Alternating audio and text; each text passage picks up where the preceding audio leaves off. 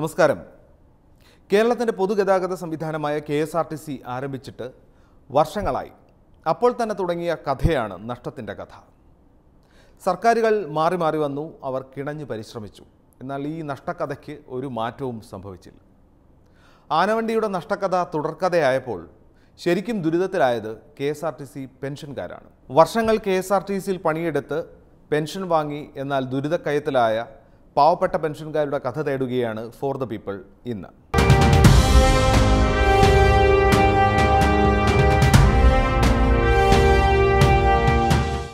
കേരളത്തിലെ ജനങ്ങൾ ഏറിയ പങ്കും യാത്രയ്ക്കായി ആശ്രയിക്കുന്നത് പൊതുഗതാഗത മേഖലയാണ്. എന്നിട്ടും നമ്മുടെ KSRTC നഷ്ടത്തിൽ നിന്നും നഷ്ടത്തിലേക്ക് ദിനംപ്രതി കൂപ്പുകുത്തുകയാണ്. ഇവിടെ ഒരു മാറ്റം വരുത്താൻ മാറി മാറി വന്ന സർക്കാരുകൾക്ക് കഴിഞ്ഞിട്ടില്ല എന്നത് യാഥാർത്ഥ്യമാണ്. ഓരോ മാസവും വായ്പയെടുത്ത് മുന്നോട്ടുരുളുകയാണ് നമ്മുടെ ആനവണ്ടി. പെൻഷൻ മുടങ്ങിയിട്ട് മാസങ്ങളായി. ഇപ്പോൾ ശമ്പളവും വൈകിയാണ് നൽകിയത്. KSRTCക്ക് ബാധ്യതയുണ്ടാക്കുന്നത് പെൻഷൻ നൽകുന്നതാണ് എന്നാണ് ഇപ്പോൾ അധികൃതർ പറയുന്നത്. ആയുസിലെ നല്ലൊരു ഭാഗം KSRTCക്ക് വേണ്ടി പണിയെടുത്തിട്ട് ഈ വാർദ്ധക്യത്തിൽ എന്തു ചെയ്യാനാകും എന്നാണ് ഇവർ ചോദിക്കുന്നത്. 2.5 മാസത്തെ പെൻഷനാണ് ഇപ്പോൾ മുടങ്ങിയിരിക്കുന്നത്. ഈ പെൻഷൻ മാത്രം ആശ്രയിച്ച് ഉപജീവനം നടത്തുന്നവർ ഇപ്പോൾ പട്ടിണി കിടക്കേണ്ട അവസ്ഥയിലാണുള്ളത്. ഞാൻ KSRTCയിൽ 27 വർഷം ബസ് ഓട്ടിച്ച ഒരു വ്യക്തിയാണ്. ഈ 27 വർഷവും ബസ് എന്നെ ഓട്ടിച്ച ആളാണ് ഞാൻ. അതല്ലാതെ ഞാൻ അവർ ഡ്യൂട്ടികളൊന്നും ഞാൻ ചെയ്തിട്ടില്ല. അതേസമയം 99 ഞാൻ റിട്ടയർഡായി. 2002 എനിക്കൊരു പാരാലിസിസ് മാതിരി ഒരു അസുഖം വന്നു. ഒരു സൈഡ് മുഴുവനും സ്തംഭിച്ചു പോയി. ഏതാണ്ട് 6 വർഷക്കാലം ഞാൻ കിടപ്പിലായിരുന്നു. അത് കഴിഞ്ഞാണ് പയ്യെ നടക്കാനായിട്ട് എനിക്ക് മരുന്ന് കഴിച്ചാണ് ഞാൻ നടക്കാൻ തുടങ്ങിയത്. ഒരു മാസം 4000 രൂപ മരുന്നിന് മാത്രം വേണം, പിന്നെ ആഹാരത്തിന് വേണം. ഇതെല്ലാം ഈ KSRTCയിൽ നിന്നും കിട്ടുന്ന പെൻഷൻ കൊണ്ട് മാത്രമാണ് ഞാൻ ജീവിക്കുന്നത്. ഇന്നത്തെ കാലത്ത് മക്കളെ മുമ്പ് കൈനീട്ടി നിൽക്കണമെന്ന് ഒരു തോന്നൽ എനിക്ക് തോന്നുന്നില്ല. അവർക്ക് ജീവിക്കാനേ അവർ നെട്ടോട്ടം ഓടുന്ന ഒരു അവസ്ഥയാണ് ഇന്ന്. അതുകൊണ്ട് എനിക്ക് അവരെ മുമ്പ് കൈനീട്ടി നിന്ന് പൈസ എന്ന് ചോദിക്കാൻ എനിക്ക് തോന്നുന്നില്ല. ഈ പെൻഷൻ കൊണ്ട് മാത്രമാണ് എൻ്റെ ജീവിതം നടത്തുന്നത്, അല്ല എനിക്ക് വേറെ വരുമാനങ്ങളൊന്നുമില്ല. KSRTC ഈ പെൻഷൻകാരെ ഒരു ബാധ്യതയായി കാണുന്നു. ഇതാണ് ഇവർ നേരിടുന്ന ഏറ്റവും വലിയ വിഷമം. വർഷങ്ങൾ നീണ്ട സർവീസ്, അതിനുശേഷം വിശ്രമ ജീവിതത്തിലേക്ക് കടന്നവർ ഇപ്പോഴും പെൻഷനായി ഓഫീസുകളിൽ കയറിയിറങ്ങുകയാണ്. ആരോഗ്യമുള്ളവർ ഇപ്പോൾ മറ്റു ജോലികൾ ചെയ്യുന്നു. തങ്ങളുടെ യുവത്വം മുഴുവൻ നൽകിയിട്ടും കോർപ്പറേഷൻ കാണിക്കുന്ന സമീപനത്തിൽ ഇവർക്ക് ഏറെ വിഷമമുണ്ട്. നഷ്ടത്തിലാണ് എന്ന വാദവും ഇവർ അംഗീകരിക്കുന്നുണ്ട്. പക്ഷേ ഇത് മാത്രം പ്രതീക്ഷിച്ച് ജീവിക്കുന്ന ഞങ്ങൾ എന്തു ചെയ്യണം എന്നുകൂടി പറഞ്ഞു തരാനാണ് ഇവർ ആവശ്യപ്പെടുന്നത്. KSRTCയിൽ ഉയർന്ന ഉദ്യോഗസ്ഥനായി വിരമിക്കുന്നവരിൽ പലരും ഇപ്പോൾ സെക്യൂരിറ്റിയായി ജോലി ചെയ്തൊക്കെയാണ് ഉപജീവനം മുന്നോട്ട് കൊണ്ടുപോകുന്നത്. കുട്ടികളുടെ വിദ്യാഭ്യാസം, ഭക്ഷണം ഇവയെല്ലാം മുന്നോട്ട് കൊണ്ടുപോകുവാൻ മറ്റു വഴികളില്ല എന്നാണ് ഇവർ പറയുന്നത്. പെൻഷന്റെ ബാധ്യത വല്ലാതെ തളർത്തുന്നു എന്നാണ് കോർപ്പറേഷൻ പറയുന്നത്. ശമ്പളം നൽകലും ഡീസൽ ചെലവും വാഹനമോടിക്കുന്നതിനുള്ള മറ്റു ചെലവുകളും എങ്ങനെയും കണ്ടെത്താം. എന്നാൽ പെൻഷൻ കൂടി എത്തുമ്പോൾ നടുവൊടിയും. കഴിഞ്ഞ മാസവും കണ്ണൂർ ജില്ലാ സഹകരണ ബാങ്കിൽ നിന്നും ലോൺ എടുത്താണ് കോർപ്പറേഷൻ ശമ്പളവും മറ്റു ബാധ്യതകളും നൽകിയത്. ഇത് ഏറെ രാഷ്ട്രീയ വിവാദങ്ങൾക്ക് കാരണമായിരുന്നു. നഷ്ടത്തിലോടുന്ന കോർപ്പറേഷന് ലോൺ നൽകിയാൽ അത് ബാധ്യതയായി തന്നെ തുടരുമെന്നാണ് പല ധനകാര്യ സ്ഥാപനങ്ങളും പറയുന്നത്. ഇതുകൊണ്ട് തന്നെയാണ് പലരും വായ്പകൾ നിഷേധിച്ചത്. സർക്കാരിന്റെ ശക്തമായ ഇടപെടലാണ് കണ്ണൂർ ബാങ്കിൽ നിന്നും വായ്പ ലഭ്യമാക്കിയത്. പക്ഷേ എന്നിട്ടും പെൻഷൻകാർക്ക് ഒരു മാസത്തെ പെൻഷൻ പോലും കോർപ്പറേഷൻ നൽകിയിട്ടില്ല. വിരമിക്കുമ്പോൾ ലഭിക്കേണ്ട ആനുകൂല്യങ്ങളും പലർക്കും വർഷങ്ങൾ പലതായിട്ടും ഇതുവരെ ലഭ്യമാക്കിയിട്ടില്ല. മകളുടെ വിവാഹവും വിദ്യാഭ്യാസവുമൊക്കെ ഈ ആനുകൂല്യങ്ങൾ ലഭിക്കുമ്പോൾ സാധിക്കുമെന്ന കണക്കുകൂട്ടലിൽ മുന്നോട്ടു പോയവർ വിഷമത്തിലായി. ഇത് ലഭിക്കാനായി ഇപ്പോൾ കോർപ്പറേഷൻ ഓഫീസിൽ കയറി ഇറങ്ങുകയാണ് പലരും. KSRTCയിൽ ജോലി നോക്കുന്നതിന് മുമ്പ് സർക്കാർ ജോലി കോഴിക്കോട് കൊടുവള്ളി ബ്ലോക്ക് ഓഫീസിൽ ടൈപ്പിസ്റ്റായിരുന്നു. അത് കളഞ്ഞിട്ടാണ് KSRTCയിൽ വന്നത്. 2004 മാർച്ചിൽ 27 വർഷം സർവീസോടുകൂടി പുറത്തിറങ്ങി. കണ്ടക്ടറായിട്ട് തന്നെ ഈ 27 വർഷവും കണ്ടക്ടറായിട്ട് തന്നെ കിടന്നു. പക്ഷേ അതിൻ്റെ ആനുകൂല്യം കിട്ടാൻ വേണ്ടി തന്നെ 3.5 വർഷം വരെ ഞങ്ങൾ കാത്തു. ഇപ്പം പെൻഷനായിട്ട് 13 കൊല്ലമായി. 5-6 കൊല്ലം ഒരു കുഴപ്പമില്ലാതെ പെൻഷൻ കിട്ടിക്കൊണ്ടിരുന്നു. കഴിഞ്ഞ സർക്കാരിൻ്റെ കാലം തൊട്ട് പെൻഷന് മുടക്കം വന്നു. പക്ഷേ നമ്മുടെ സർക്കാർ വന്നതിന് ശേഷം വർഷം 1 കഴിഞ്ഞു. 4 മാസത്തെ കുടിശ്ശിക ഇട്ടിട്ട് ഇപ്പോൾ 1 മാസത്തെ കഴിഞ്ഞ മാസം തന്നു. വളരെ ശോചനീയാവസ്ഥയിൽ നമ്മുടെ പല ആളുകളും കഴിഞ്ഞു പോവുകയാണ്. ഈ പെൻഷൻ കൊണ്ട് മാത്രം ജീവിക്കുന്നത്. വീട് വാടക, മരുന്ന്, ആഹാരം ഇതെല്ലാം നോക്കുകയാണെങ്കിൽ അതിൽ തന്നെ ഒന്നുമില്ല. ഇടതുപക്ഷ സർക്കാർ അധികാരത്തിൽ വന്നപ്പോൾ തെല്ലൊരാശ്വാസമായി ഈ പെൻഷൻകാർക്ക്. എന്നാൽ 1 വർഷം പിന്നിടുമ്പോൾ അവർക്ക് മനസ്സിലായി ഒന്നും നടക്കില്ലെന്ന്. കാരണം 1 വർഷം കൊണ്ട് കുടിശ്ശിക 4 മാസത്തോളമായി. ആത്മഹത്യയല്ലാതെ മറ്റൊരു വഴിയും ഇല്ലെന്നാണ് പെൻഷൻകാരുടെ വാദം. കഴിഞ്ഞ UDF സർക്കാരിന്റെ കാലം മുതലാണ് പെൻഷൻ മുടങ്ങാൻ തുടങ്ങിയത്. മാസങ്ങളോളം പെൻഷൻ മുടങ്ങിയെങ്കിലും മാറുന്നതിന് മുൻപ് കുടിശ്ശിക തീർക്കാൻ ഉമ്മൻചാണ്ടി സർക്കാരിനായി. ഇടത് സർക്കാർ അധികാരത്തിലെത്തിയപ്പോൾ പല ജീവനക്കാരും സന്തോഷത്തിലായിരുന്നു. തൊഴിലാളി പ്രസ്ഥാനങ്ങളിലൂടെ വളർന്നവർ അധികാരത്തിലെത്തുമ്പോൾ തങ്ങളുടെ കാര്യം ശരിയാക്കുമെന്ന് അവർ വിശ്വസിച്ചിരുന്നു. എന്നാൽ ഇടതുപക്ഷവും തങ്ങളെ കൈവിട്ടുവെന്നാണ് ഇവർ വിശ്വസിക്കുന്നത്. പെൻഷൻ സർക്കാർ ഏറ്റെടുക്കുന്നതിലൂടെ മാത്രമേ ഇതിന് ശാശ്വത പരിഹാരം കണ്ടെത്താൻ കഴിയൂ. ഇപ്പോൾ കഴിഞ്ഞ UDF സർക്കാരിൻ്റെ കാലത്ത് സമരങ്ങളുടെ ഫലമായിട്ട് അവർ 20 കോടി രൂപ അനുവദിച്ചു, 50%. അന്ന് 40 കോടി രൂപ മതിയായിരുന്നു. ഇപ്പോൾ അത് 60 കോടി രൂപയായി. പെൻഷൻ കൊടുക്കണമെങ്കിൽ 1 മാസത്തെ പെൻഷന് വേണ്ടി 60 കോടി രൂപ വേണം. അപ്പോൾ അന്നത്തെ 20 കോടിയിൽ കൂടെ ഈ ഗവൺമെൻറ് 10 കോടി കൂടെ തന്ന് അങ്ങനെ 30 കോടി രൂപ ഇപ്പോൾ സർക്കാർ തരുന്നുണ്ട് പെൻഷൻ കൊടുക്കുന്നതിന് വേണ്ടി. ബാക്കി 30 കോടി രൂപ KSRTC കണ്ടെത്തണമെന്നാണ്. KSRTCയെ സംബന്ധിച്ചിടത്തോളം ശമ്പളം പോലും കൊടുക്കാൻ നിവൃത്തിയില്ലാത്ത അവസ്ഥയിൽ, വരുമാനമില്ലാത്ത അവസ്ഥയിൽ അത് KSRTC കൊടുക്കാൻ പറ്റാത്ത അവസ്ഥയാണ്. അതുകൊണ്ടാണ് 3.5 മാസത്തെ പെൻഷൻ കുടിശ്ശികയായതും. ഈ സർക്കാർ അതുതന്നെ സർക്കാർ കൊടുക്കുന്ന ഈ 30% കോടി രൂപ ഈ MD എടുത്ത് വകമാറ്റി ചിലവാക്കാം. അത് നിരന്തരമായി ചെയ്തുകൊണ്ടിരിക്കുക. അങ്ങനെയാണ് ഇത്രയും കുടിശ്ശിക വരാൻ കാരണം. അപ്പം നമ്മളെ ആവശ്യമെന്ന് പറയുന്ന സംഘടനയുടെ ആവശ്യം, KSRTC പെൻഷനേഴ്സ് ഓർഗനൈസേഷൻ്റെ ആവശ്യം എന്ന് പറയുന്നത് പെൻഷൻ സർക്കാർ ഏറ്റെടുക്കുക. അതിലൂടെ മാത്രമേ കൃത്യമായി പെൻഷൻ നൽകാൻ കഴിയൂ. അതിനുവേണ്ടിയുള്ള നടപടി സ്വീകരിക്കണം. ഞങ്ങളുടെ എത്രയും വേഗത്തിൽ ഈ ഓണത്തിന് മുമ്പ് ഈ ആഗസ്റ്റിന് മുമ്പ് തന്നെ പറ്റുമെങ്കിൽ ജൂലൈ അവസാനത്തിന് മുമ്പേ ഈ 2.5 മാസത്തെ പെൻഷൻ തരണം എന്നാണ് നമ്മൾ ആവശ്യപ്പെടുന്നത്. മുൻ വർഷങ്ങളിലെ ധാരണ പ്രകാരം കൃത്യമായി സർക്കാർ വിഹിതം KSRTCക്ക് പെൻഷൻ നൽകാനായി നൽകുന്നുണ്ട്. എന്നാൽ ഈ പണം കോർപ്പറേഷൻ MD വകമാറ്റി ചെലവഴിക്കുകയാണ് എന്നാണ് ഇവർ ആരോപിക്കുന്നത്. KSRTC ജീവനക്കാരുടെ പെൻഷൻ സർക്കാർ ഏറ്റെടുക്കണമെന്ന ആവശ്യമാണ് ഇവർക്ക് മുന്നോട്ട് വയ്ക്കാനുള്ളത്. 30 വർഷം വരെ KSRTCക്ക് വേണ്ടി പണിയെടുത്തിട്ടും മരുന്ന് വാങ്ങാൻ പോലും പണമില്ലാത്തതിന്റെ ദുരിതമാണ് പലർക്കും പങ്കുവയ്ക്കാനുള്ളത്. അതോടൊപ്പം തന്നെ ലഭിക്കുന്ന പെൻഷൻ തുകയുടെ കാര്യത്തിലും ഇവർക്ക് പരാതിയുണ്ട്. പലർക്കും ലഭിക്കുന്നത് തുച്ഛമായ പെൻഷൻ മാത്രമാണ്. ഇത്രയും വർഷം മറ്റ് സർക്കാർ സർവീസിൽ പണിയെടുക്കുന്നവർക്ക് ഉയർന്ന പെൻഷനാണ് ലഭിക്കുന്നത്. എന്നാൽ കോർപ്പറേഷൻ ജീവനക്കാരിൽ പലർക്കും ലഭിക്കുന്നത് 4500 രൂപ മാത്രമാണ്. പിന്നീട് സർവീസിൽ കയറിയവർക്ക് ഉയർന്ന തുക ലഭിക്കുന്നുണ്ട്. ഇത് എല്ലാവർക്കും ലഭിക്കാൻ ആവശ്യമായ നടപടികൾ വേണമെന്ന് ഇവർ ആവശ്യപ്പെടുന്നുണ്ട്.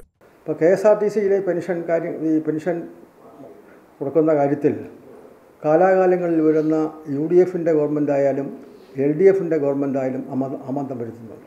KSRTC നഷ്ടമാണ് എന്നാണ് ഇവർ പറയുന്നത്. പെൻഷൻ തരാനായിട്ട് കഴിയില്ല എന്നൊരു ന്യായമാണ് മാനേജ്മെൻറ്റും ഗവൺമെൻറ്റും ഉയർത്തിക്കൊണ്ടുവരുന്ന കാര്യം. അപ്പോൾ ഇതിൽ യഥാർത്ഥത്തിൽ KSRTC ഒരു വ്യാവസായിക സ്ഥാപനമല്ല. ഇതിനെ ലാഭനഷ്ട കണക്കാക്കി നടത്തുന്ന ഒരു സ്ഥാപനവുമല്ല.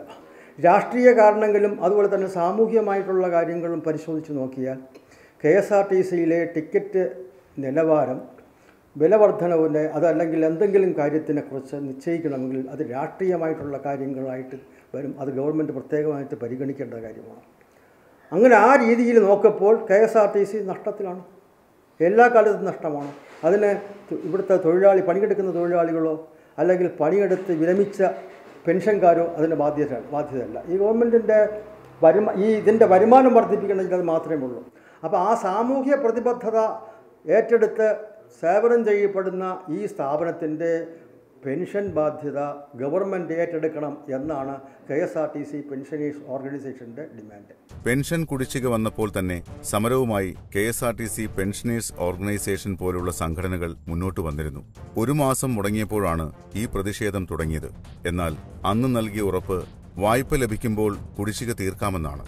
എന്നാൽ വായ്പ ലഭിച്ചപ്പോൾ ശമ്പളവും മറ്റത്യാവശ്യങ്ങളും KSRTC നിർവഹിച്ചു കഴിഞ്ഞപ്പോൾ 40,000 വരുന്ന പെൻഷൻകാർക്ക് നൽകാനായത് 1/2 മാസത്തെ പെൻഷൻ മാത്രമാണ്. ഇത് ചതിയായിപ്പോയി എന്നാണ് ഇവർ പറയുന്നത്. ഹൈക്കോടതി വിധി വന്നതോടെയാണ് പെൻഷന്റെ പകുതി ബാധ്യത സർക്കാർ ഏറ്റെടുത്തത്. ഈ പണം കൃത്യമായി നൽകുന്നുമുണ്ട്.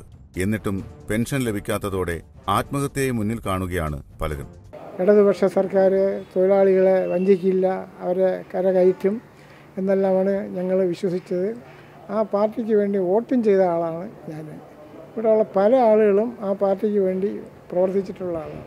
നമ്മുടെ ഈ യൂണിയൻ ഓഫീസ് ഉദ്ഘാടനത്തിന് സഖാവ് പിണറായി വിജയനെയാണ് ഞങ്ങൾ ക്ഷണിച്ചത്. അദ്ദേഹത്തിൻ്റെ പ്രസംഗം ഞാൻ കേട്ടപ്പോഴേ 2014 24 പേർ ആത്മഹത്യ ചെയ്ത സംഘടനയാണിത്.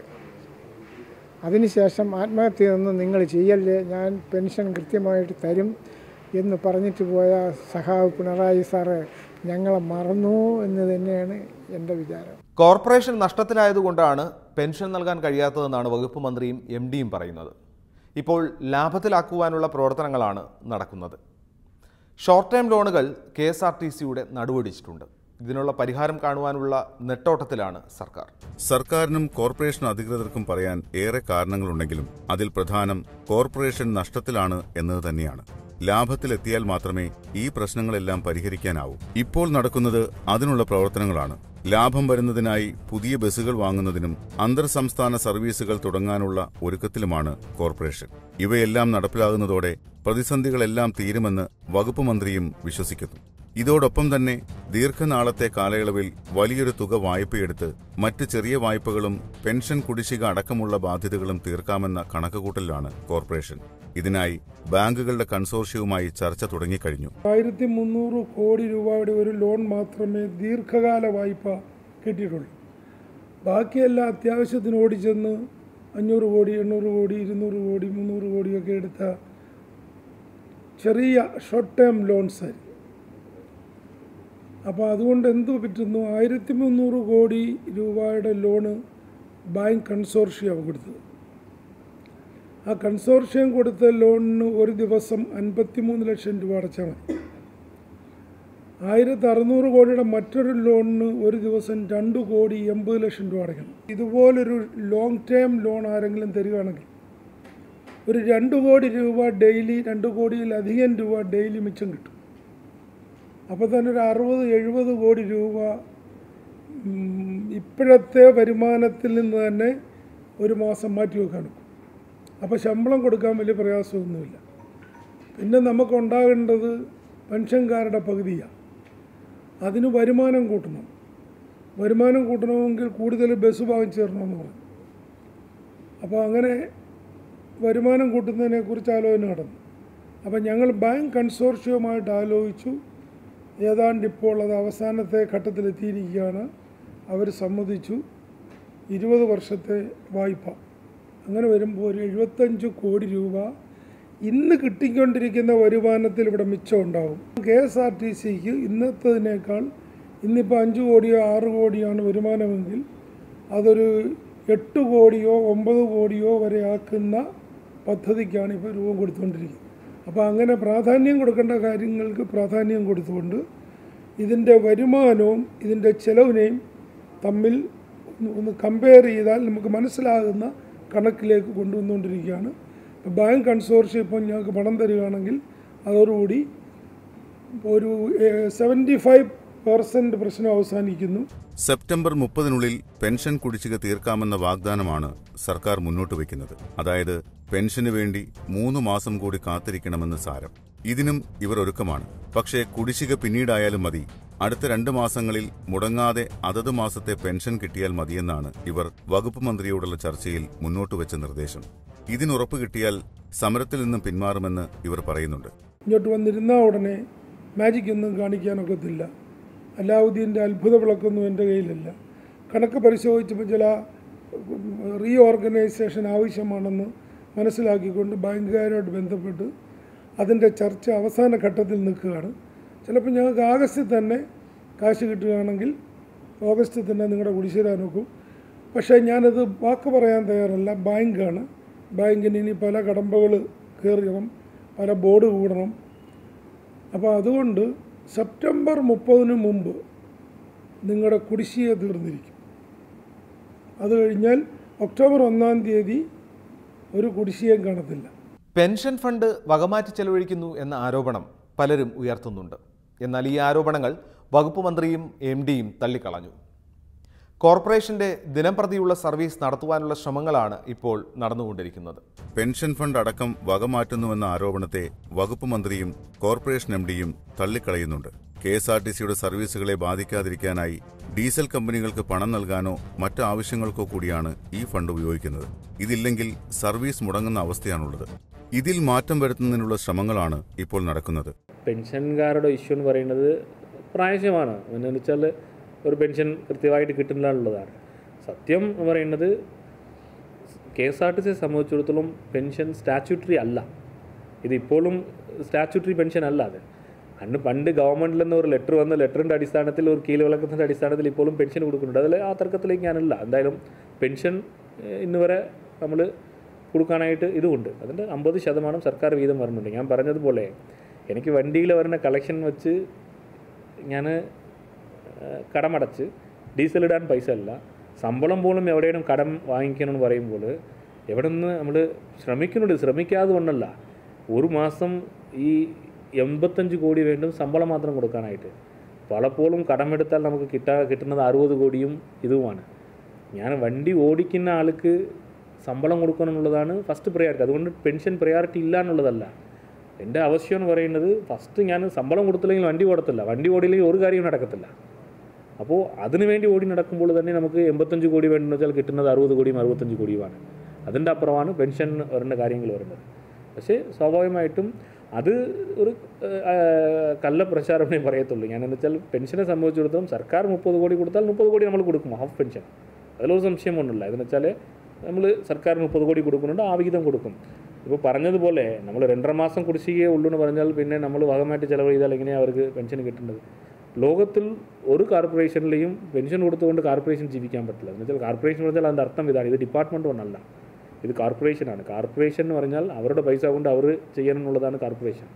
അപ്പോൾ ശമ്പളം കൊടുക്കാൻ പോലും കോർപ്പറേഷനിൽ തികയാതപ്പോൾ പെൻഷൻ എന്നുള്ളത് വലിയ ബാധ്യതയാണ് നമ്മളെ സംബന്ധിച്ചിടത്തോളം. അപ്പോൾ അത് എന്തായാലും KSRTC റീസ്ട്രക്ചറിങ് കാര്യങ്ങൾ നടക്കുന്നുണ്ട്.